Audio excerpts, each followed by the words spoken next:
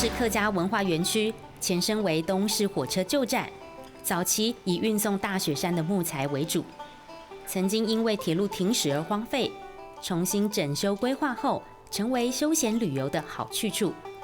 园区内的蒸汽火车是游客的最爱。这个火车叫做蒸汽火车，它的叫腾云号。现在呢，这在188年呢，到了台湾。当初的时候，就是我们的基隆跟台北的这个交通器材，在行驶当中，严禁我们的手脚伸出去，小心点深一点，深一点。如今车站内常态展出东市大毛埔的传统客庄生活，而在地的客家歌谣也经常吸引游客驻足欣赏。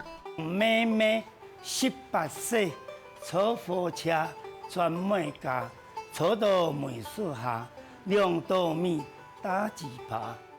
还记得头摆的故事，泛黄的照片记录着东市客家历史的点滴，而新开发的千金版也说明客家文化随着时代的脚步不断前进蜕变。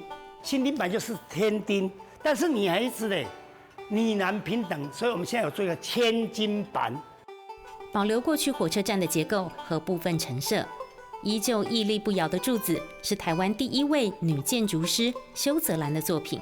像这个长椅啦，我们的椅子火车没来的时候，这椅子可以在这边坐着，在等火车。现在我坐的地方，这是以前的月台。走一趟东市客家文化园区，不仅可以认识当地的客庄文化，更可以造访那过往单纯朴实的时光。上课喽！先调位，先调位，先调位。